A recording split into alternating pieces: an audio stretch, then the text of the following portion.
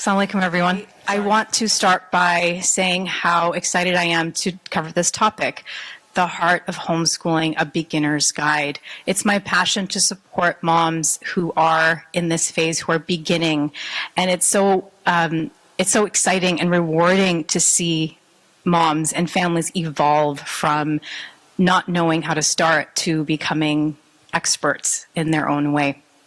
And so over the next 45 minutes, I want to share with you what I wish I had known when I started my journey over a decade ago, inshallah. Okay, so why might you be here? Let me guess. I'm sure that one of these resonates with you because I have been in every single one of these places. Maybe you're exploring homeschooling. You want me to do that?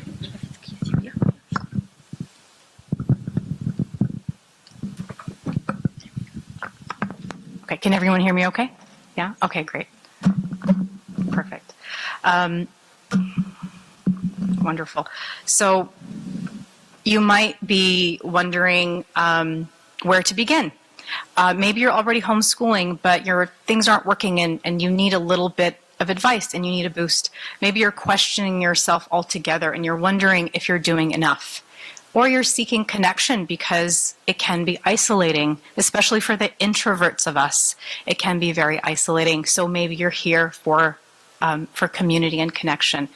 Or maybe you're doing okay and you're just looking for some inspiration and assurance that you're doing it, you're doing well, you're doing great. And so I hope that you will get what you're seeking today from our time together, inshallah. Okay. Where does this begin? My story begins where yours might be starting right now in this moment. Over a decade ago, I was exactly where some of you might be. I was hunched over at the time, my computer, my phone, browser tabs open, confused, looking at curriculums, reading blogs, trying to get to know and understand what homeschooling means. And my boys, who are now 15 and 11, they were around maybe 3 or 4 when I started to explore this idea. And even after all of the research and the reading and the books and the resources available to me, I felt scared, I was intimidated by it, and I felt really lost. And here's what I discovered over these years, over these 12 years that I've been homeschooling. And this is what my boys taught me that was so crucial. It is that the answers are not in the late night Google searches. They are not in the curriculum. They are not in the blogs. They are not in the latest and greatest homeschooling method. Where it is, where the answers are, is in our strength. It's in our confidence, and it's in trusting yourself. It's within you, as Reema summarized so well. The real issue isn't the lack of information. It's not that we don't have enough information about homeschooling. It's that there is a lack of confidence. There is a lack of confidence within ourselves, and it's a crisis. And there are many reasons for it. One of them could be maybe social media. Maybe there's just too much out there. Our nervous systems are overloaded. We're constantly comparing ourselves to what we see, and we don't feel like we can do it, and we don't feel like we're enough. And that's the pattern that I see, that I've seen over years and years of coaching moms.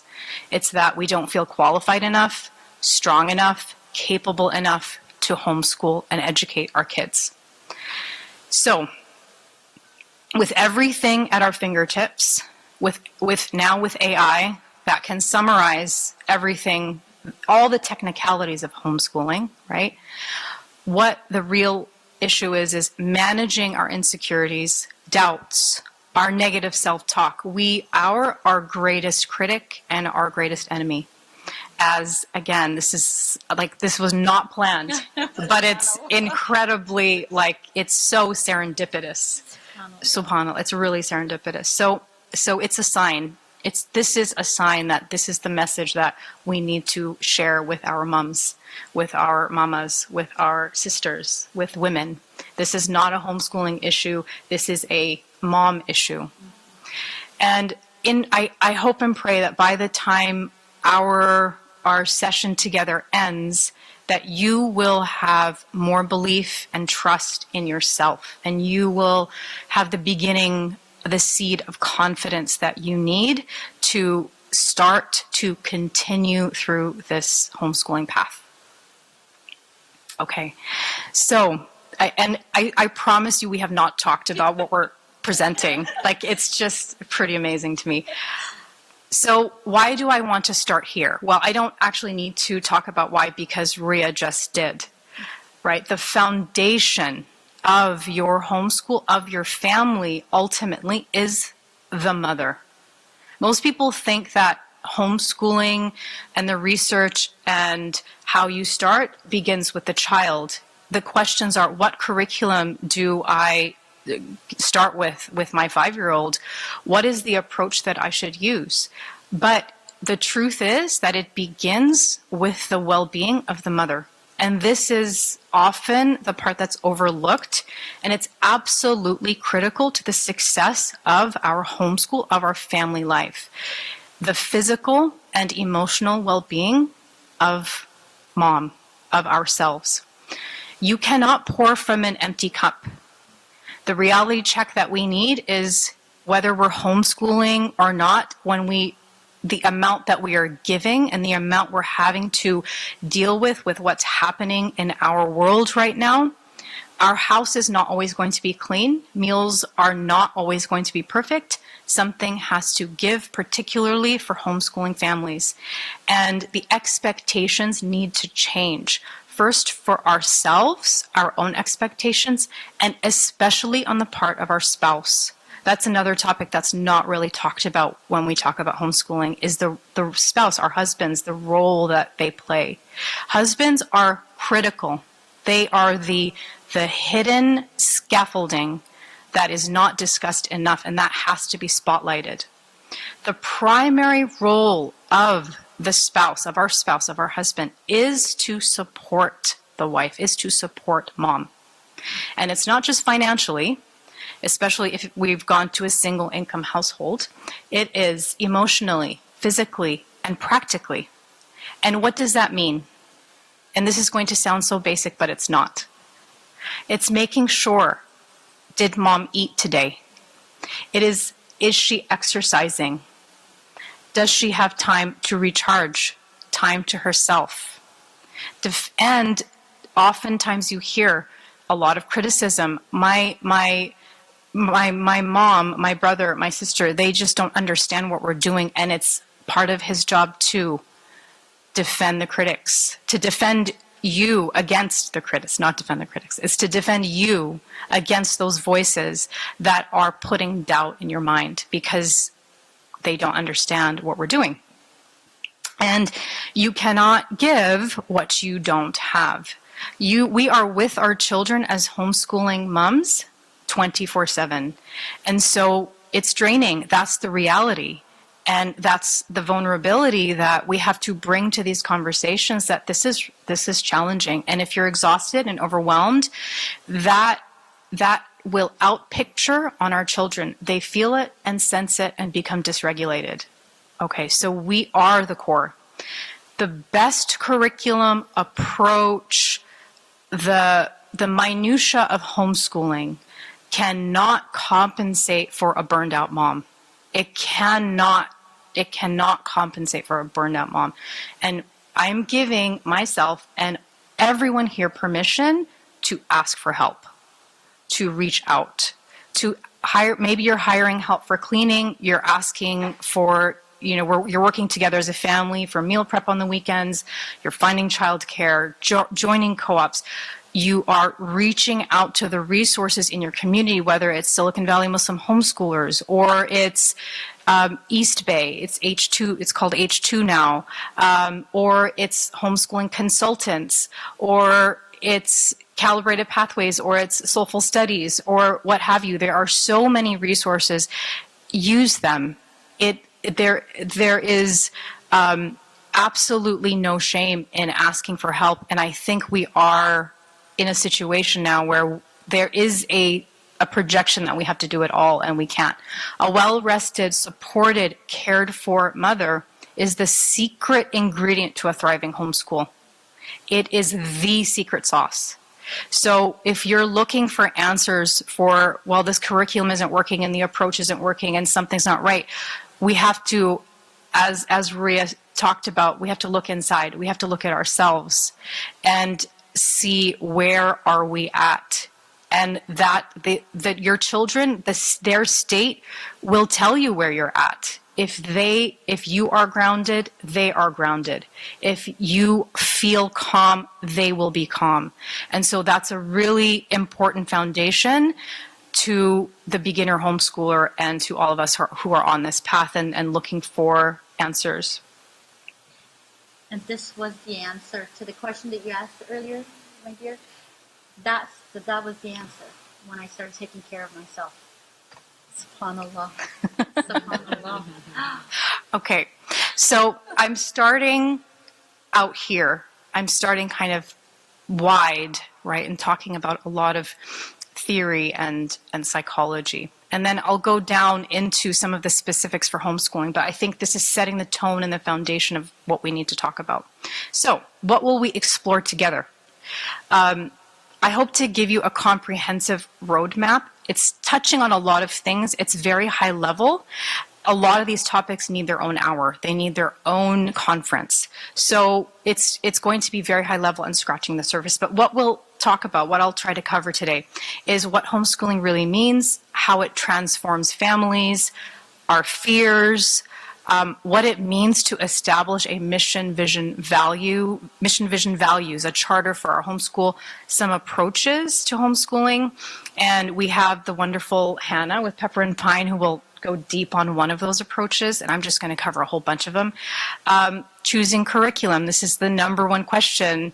I was speaking to Maria earlier today, and the number one question we get is, well, what about curriculum? And so it's not going to be the answer that you think, but I hope it will give you a framework. Creating rhythms and schedules. We'll talk a little bit about that. California homeschooling, so the legal aspects, and again, this is an hour in itself, so we'll scratch the surface on that. And then we're going to go back to caring for mother and summarize it there. And then we'll talk about some next steps. Does that sound good? Sounds like we're covering a lot of stuff. Okay. What does homeschooling really mean? Homeschooling, as a textbook definition, homeschooling is the practice of parents, mother usually, or a guardian, taking full responsibility for the education of the child.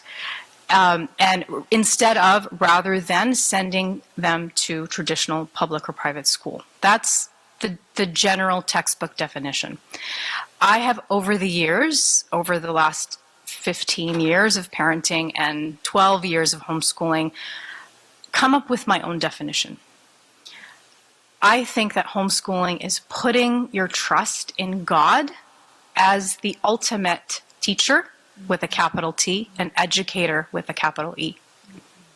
And that He has given us as mothers and as families, parents, the responsibility to protect, raise, educate, to instill values. The list goes on for our children. This is a trust, and we have to take that trust very seriously. Homeschooling is also trusting yourself as your child's first and most important teacher. You've been educating your children since they took their first breath. You are their first and most important teacher. They will do what you do. You taught them to walk, talk, love, wonder, curiosity, answer questions. You taught them their first word. You taught them you're teaching them right from wrong. And so something I try to bring to my homeschool world and my parenting world is what I've summarized as relationship-centered homeschooling. And so what does that mean? It's summarizing, this is all familiar to you. It's just putting it under an umbrella. Prioritizing relationship with God above else. That's the foundation. Then prioritizing the parent-child relationship above all homeschooling minutia.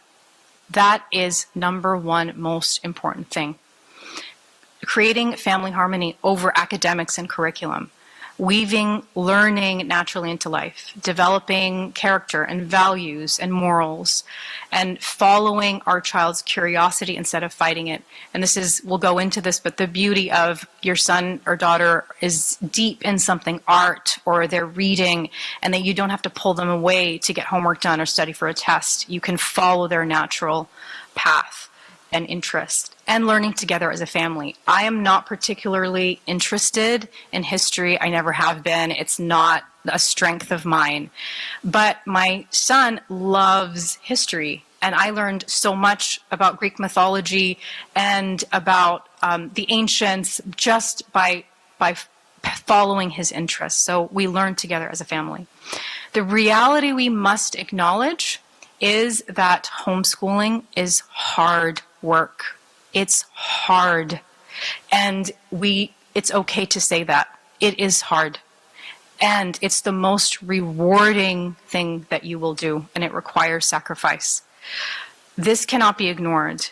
Families need to internalize this, especially new ones coming in, that it's hard. It's challenging. But the reward is indescribable.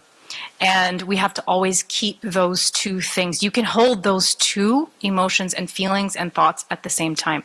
This is really hard, and I'm going to have bad days, and I'm going to wonder if what I'm doing is right. And the reward is so amazing, and the wins and the successes. So the heart of it all is that homeschooling isn't about being perfect. It's about being present. It's about being in the moment, present with your children, not looking at the end goal.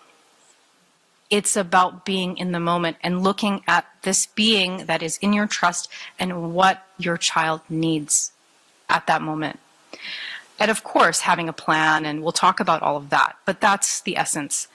And knowing that your child is going to learn and will flourish and grow into the individual that God means them to be, that God created them to be, the purpose, the uniqueness.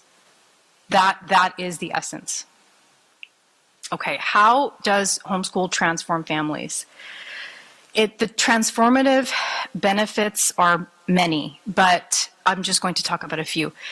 Deeper family connections, quality time that bonds the family. My son is turning 15 in a couple of weeks, and I'm having this moment, and I've heard this before. We've all heard it, right? It's like the Instagram snapshot. The days are long, but the years are short. And it's so true, because I look at this kid who's a head taller than me now, and I don't know how that happened. It just happened overnight. And what I value so much about the gift, the privilege that is homeschooling, is that I got this time with him. I can see the individuating happening. I can see the baby bird, not a baby anymore, approaching the edge of the nest, and I can see it. I can visualize it happening, and it kind of gives me chills, and I want to hold on, and I want to squeeze tight, and I don't want to let go. But you want them to fly away. That is the goal. You want them to stay connected and come back, but ultimately leave the nest. And I value and appreciate that time that we've had. And I'm going to, inshallah, I hope to relish in these next 4 or 5 summers that we have together, to travel and to do things that we enjoy in these years of educating. So that's really something to remember, is that the chance, the opportunity that we have to homeschool is a privilege, and it is a gift.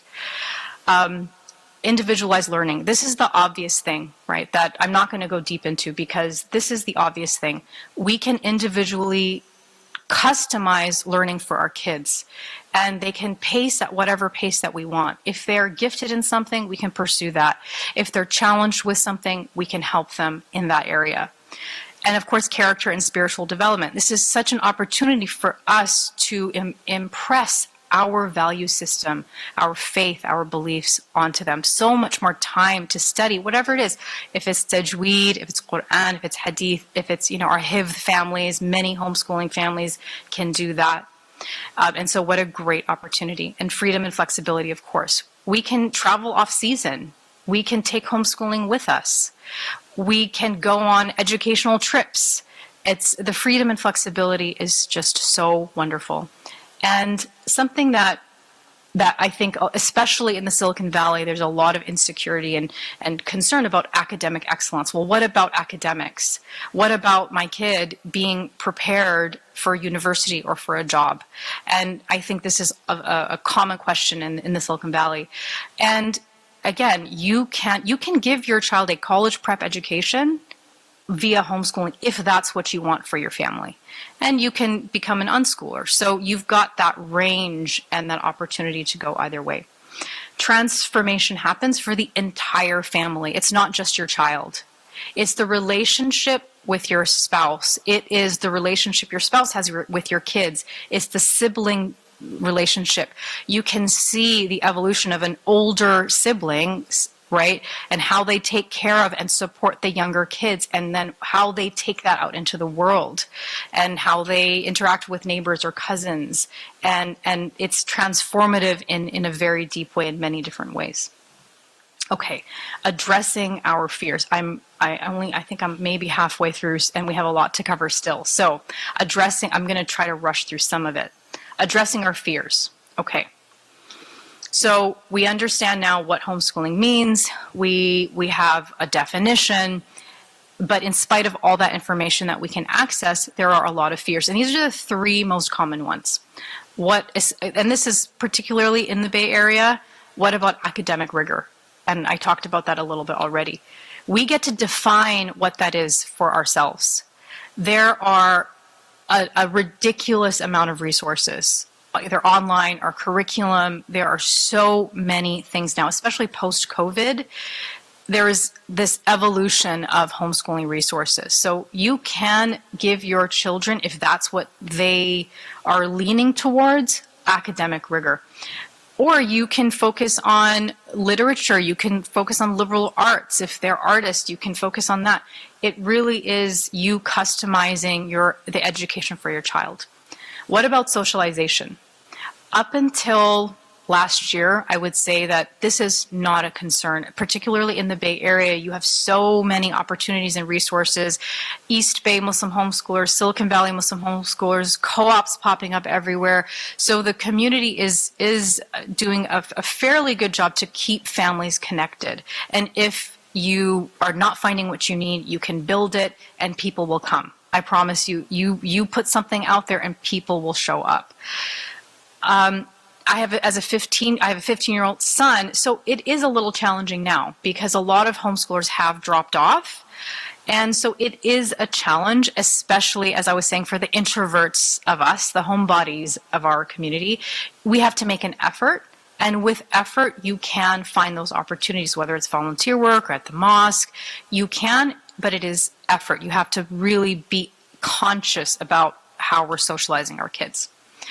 Now, this one is a big one.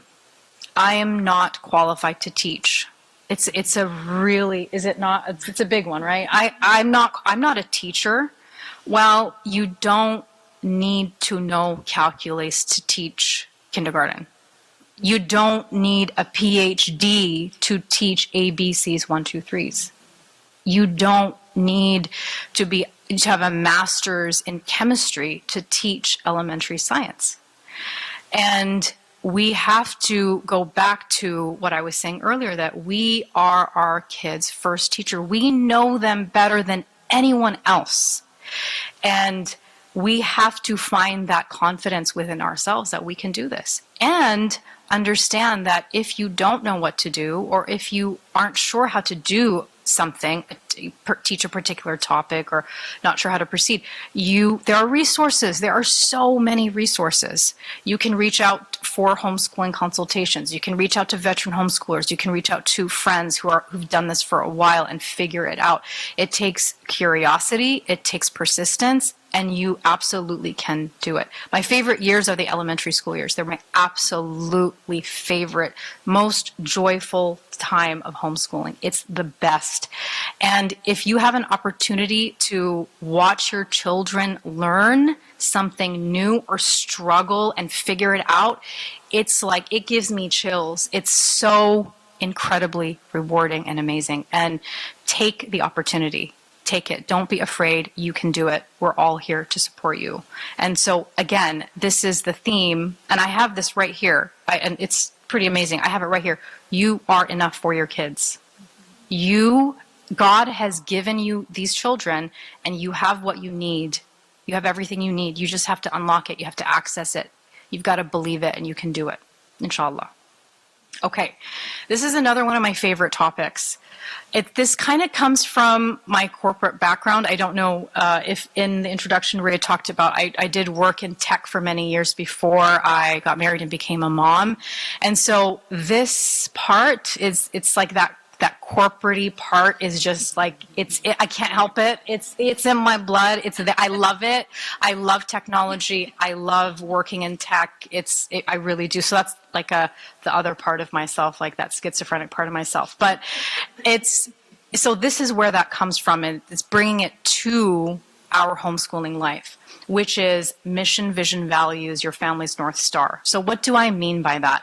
So now that we've talked about transformation and we've talked about addressing our fears and what homeschooling is, let's talk about some foundation. Okay, so we're in the Bay Area, and so you're going to understand the analogy I'm about to use, which is that you have to establish and understand the bedrock beneath the foundation. What does that mean?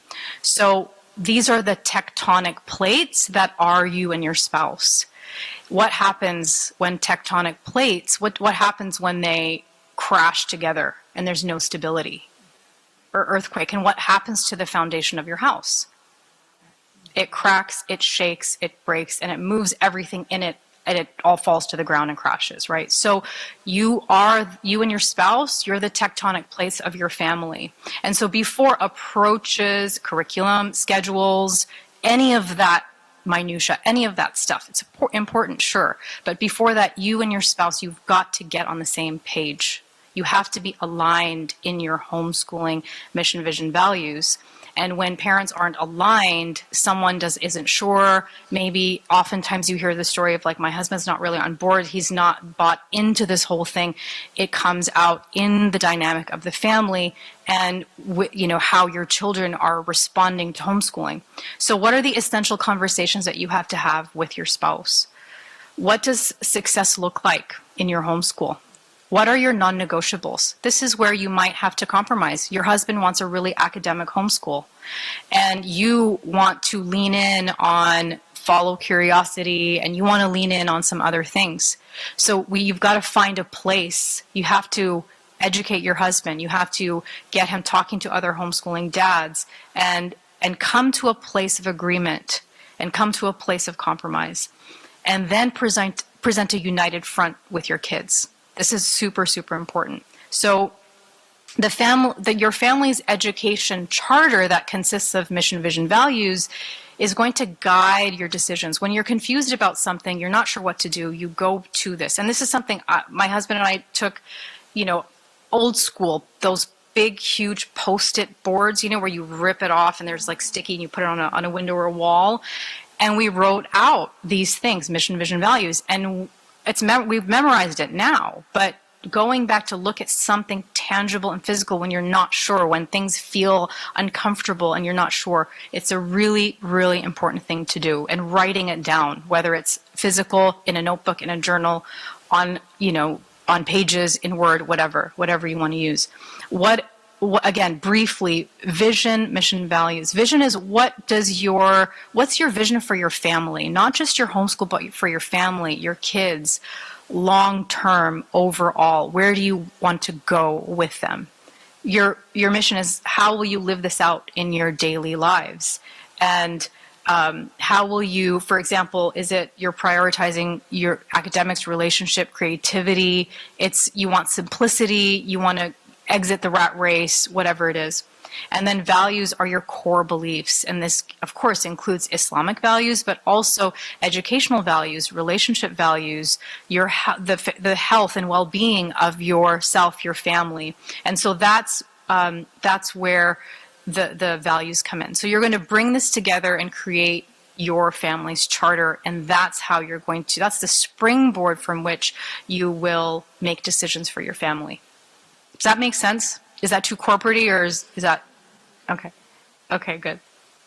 Okay, so now we'll get into, let's see, yes, so now we'll finally we get to approaches.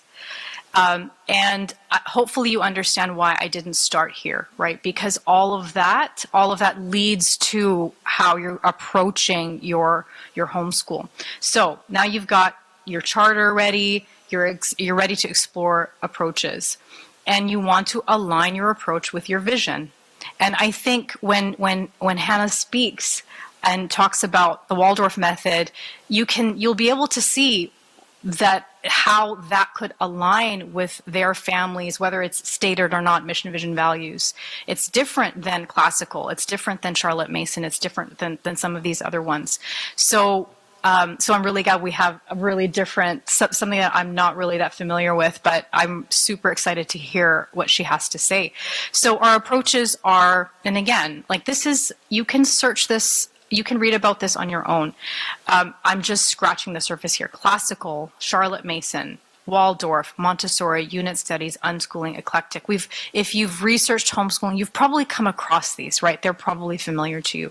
So you have to go deep on these, or we can do another, if there's need or interest, we can do a deep dive on these and have a full hour or more talking about these methods and how different people use different methods.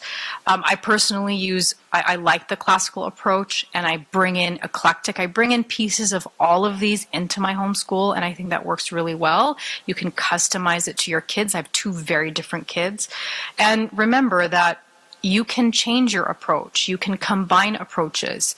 There's no one method that works for everyone, that even works for your child. Like each different child that you have can resonate with a different approach. So just keep in mind that there are wonderful resources under all of these different categories and approaches.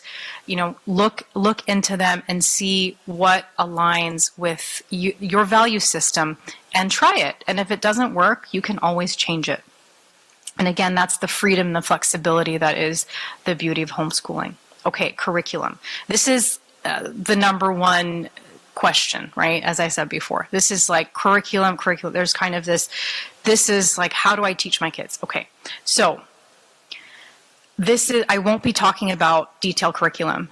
That would take that's a whole conference in itself, right? There's just too much. So I'm going to provide a framework, and I hope that will help you make the right choice for your kids. So the curriculum overwhelm is real. It's super overwhelming now. There's just so much out there. It's very, it's monetized. It's corporatized now.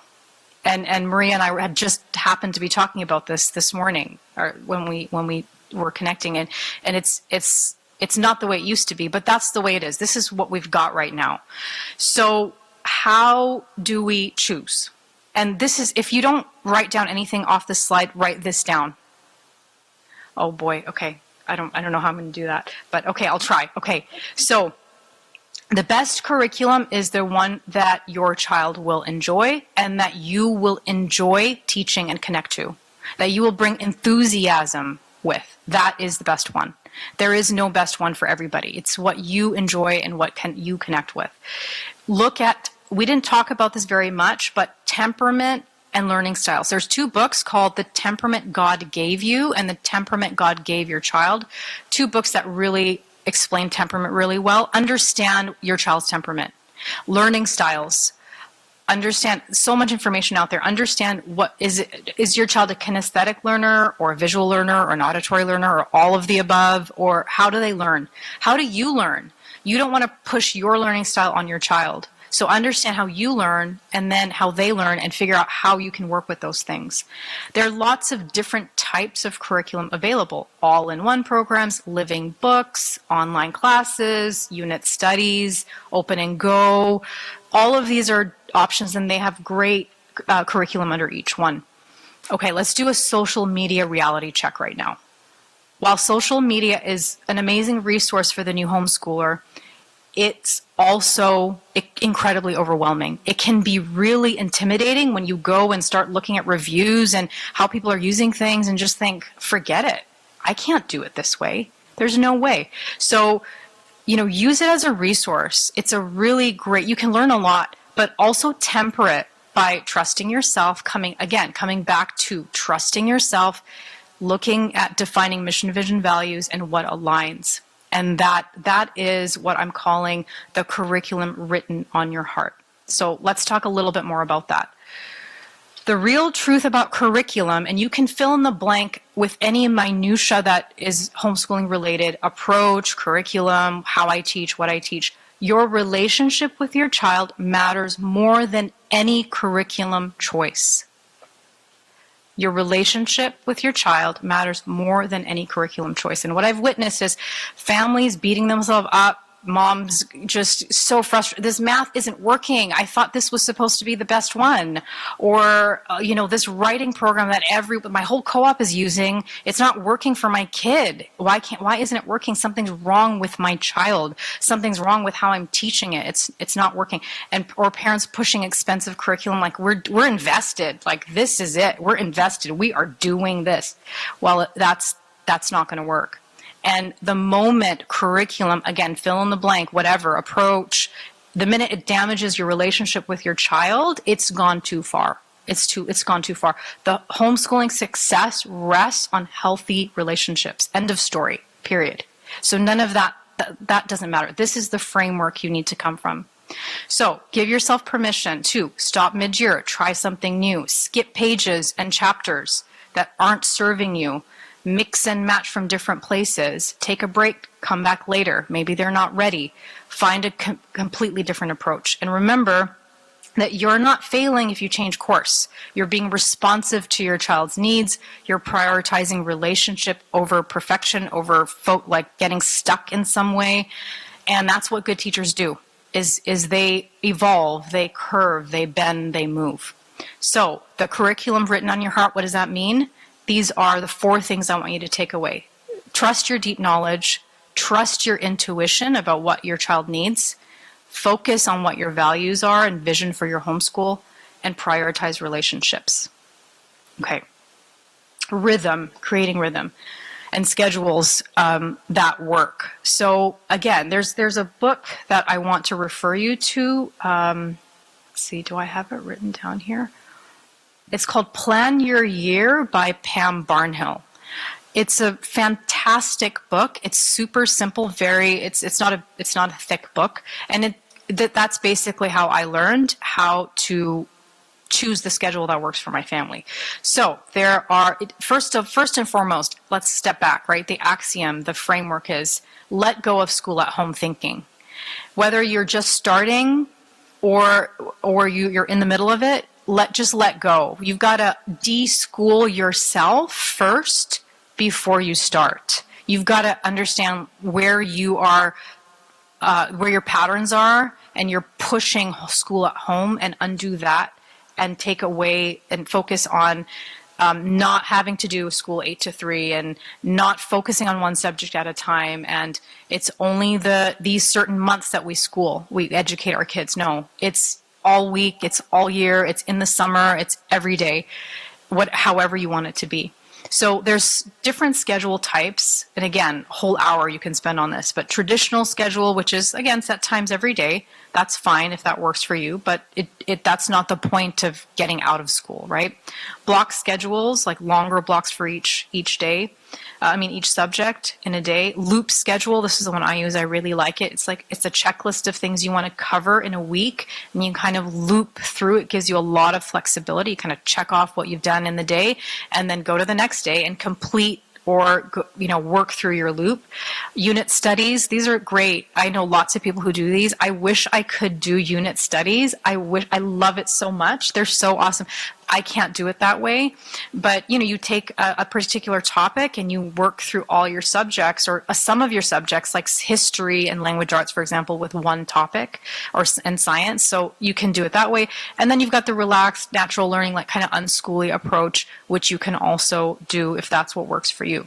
So ask yourself, when is your family most alert? Maybe my kids are night owls. They wake up late and they're up late at night. So we push our homeschooling late. What's your energy? Do you have a new baby? Do you have something going? Are you taking care of elderly parents? What's your circumstance? How can you work around those circumstances, right? Think about that. Give yourself permission to adjust and change your approach as your family evolves and changes. Okay. I have 3 minutes and 4 slides, so I don't. Can I have an extra 5? No choice. Yes means sorry. Okay, I'll try to finish quickly. Okay. No. I don't want to do that. Okay, so now we're going deeper, right? We're going into more of the minutia and more of the technicalities. California legal requirements made simple. Again, I usually take at least a half hour to cover these, but I'm going to try to scratch the surface on this. So before you start, you have to understand the legal landscape in California. This is for our Californian homeschoolers. And so the first thing you have to understand is California does not recognize homeschooling. There's no such thing, the word homeschooling in the legal speak of the law for homeschoolers. You are a private school, or you join a charter, or you join a PSP that forms a private school. Okay, so that's the first thing to understand. We use the word, that's ubiquitous, we use the word homeschooling and in California, but there's 4 common ways to homeschool in California. Number 1, PSA, that's an option that I've gone in and out of with our family. It's the most flexible option, especially for families who are traveling, who have unique circumstances, who do not want oversight, who don't want anyone telling them what to do and when to do it. You do it yourself. You don't have state funding. There's no required testing. You do have to meet certain standards, like you've got to cover certain subjects and you have to keep attendance and you have to keep records, but that's about it. There's no oversight. There's no one knocking on your door saying, prove to me you're educating your kids. I really love this for the younger years. The elementary years, you don't need oversight. You can do this on your own. In fact, it gives you incredible liberty. So I love this for the elementary years. PSP is simply an organization that forms. It's a company that you pay a fee of whatever they want, and they file for you. They file the PSA for you. So you can, if you don't want to do all the paperwork, which is really easy, honestly, you can hire someone to do it for you. And then they give you a bit of support and you can meet with them, and it's still pretty flexible and you don't get funding and there's no testing. Charter schools are the most common way to homeschool. You get state funding and there's trade-offs. You have to meet with an education specialist every month. That is a lot of oversight. You don't feel like, it doesn't seem like a lot, but the month goes by fast and you have to provide material, samples for the ES, for each subject, for each child. So it is some work. It's great for newly minted homeschoolers. If you really feel like you need support, it's a great option. But there's a lot of other support now, right? There's homeschooling consultants. There's support. There's SVMH, like I said, all those co-ops. You don't necessarily need this, I think, at this point.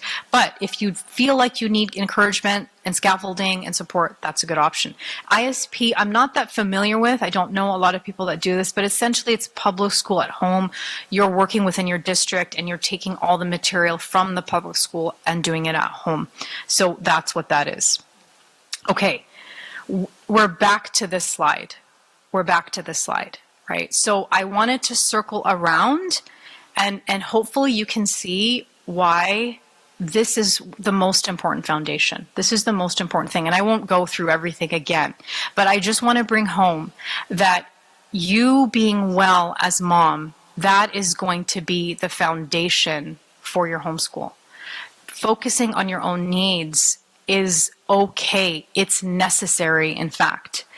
Eat it. It's so strange that we have to tell ourselves, we give ourselves permission to eat.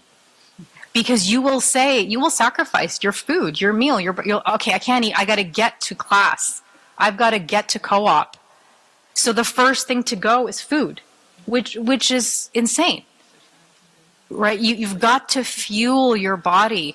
If you are not fueling, if you're not giving your body the nutrients it needs, you will get grumpy and irritable and take it out on your kids, which isn't the whole point to not be doing that, right? So you've got to fuel your body. You have to exercise. We have got to. We have to. As someone now middle-aged, I am suffering the neglect of my 20s and 30s, and I really wish someone had told me that you have got to exercise. You've got to build muscle.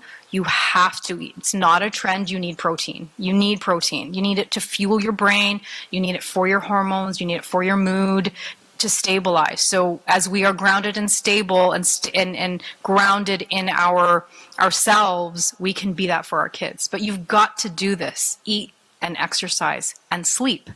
These are not like staying up to relax is not relaxing. It's not. And you're researching curriculum. Right, because you're stressing. Your cortisol is surging because you're doing the thing that you think you should be doing for your kids, but really you're doing yourself and your kids a disservice. The first thing you do when you wake up in the morning to blunt the cortisol is you've got to get food before you do anything. You have to have your protein. You've got to have your carbs. You've got to have your nutrient-dense food first thing in the morning to blunt cortisol. Blunting cortisol will give you that hormonal stability so you don't get grumpy with your kids. Super important. But it has to be said, right? It's got to be said. Okay. And support with your husbands. You've got to work with your husband to figure out how he can support you. If he's doing it now, thumbs up, great job. If you feel like you need support, work it out and get the support you need. Okay. So, from vision to reality. I know we all want like a 10-step. Just give me the list. I just want a checklist. Give me the list so that I can go away and figure this out. Okay, this is the list. So, number 1, listen to your heart. Set your intention. Have confidence in yourself. Do istikhara. Spend quiet time seeking divine guidance and ground yourself in that. Have a conversation with your spouse. We talked about that at length. Consider working with a consultant. There are several now. You have opportunities. Figure out which one resonates with you the best. I just kicked off Calibrated Pathways. There are others in the Bay Area that are phenomenal. So figure out which one resonates with you and reach out for help. Do your vision, mission, values. Do it. I know it's work. It's kind of boring, but do it. Work with your husband and do that. Understand learning styles, figure out which path you want to use legally in California, then choose curriculum classes, all of that stuff. Create your schedule, and then start where you are. It doesn't have to be perfect. You don't have to make sure that you're doing this in sequence and in order. It's not, I'm just giving this to you because this is what people ask for, right? Where do I start? What do I do? So start where you are. Just jump in. Right? This is where that confidence comes from. Like, really trust yourself, trust your heart, work with your spouse, and just do it. And then figure it out as you go along. That's how all of us did it. Right? We didn't have any of this. I was lucky enough to have Maria and people like her and Shaheen, who will be speaking later today. But we didn't have YouTube and Instagram. We didn't have any of it. I had the well-trained mind, which most people hate. And despise and burn, apparently burn. That's what I had. That was my encyclopedia. That's what I used. So you have so much now. You can do it. Just jump in and trust the process. Trust yourself. Give yourself grace. Give your children grace. And just go for it. Okay.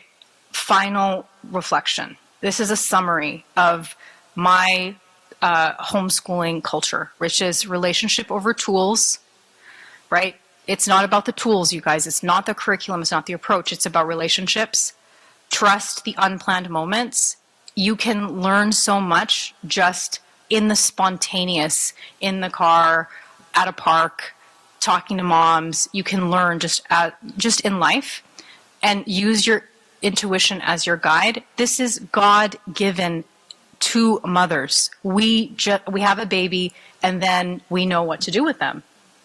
It just happens. And of course, you have coaching and you have other mothers that help, and you have all of that, of course. Like, we don't do it in isolation. We need people around us. But you have intuition. Like, you wake up before your baby wakes up, like seconds before. What is that? That's God's miracle. So we have that. We have to lean into that. And if you want to take away two things, relationships and intuition, that's given to us by God. That's a gift, and we need to lean into that and not let social media and insecurities and fears blunt that, and that you are not alone. We do this together. We do this in community, and you're not alone. We are here to help, and I want you to really walk away with that. And personally, this is my passion. I love, like I said, connecting with new homeschoolers. This is, I feel, a purpose. I am here to serve. I'm here to help, reach out. I love talking to new homeschooling moms.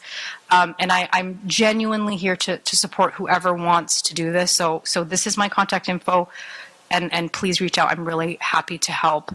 Thank you so much. I really appreciate your time. Assalamu alaikum.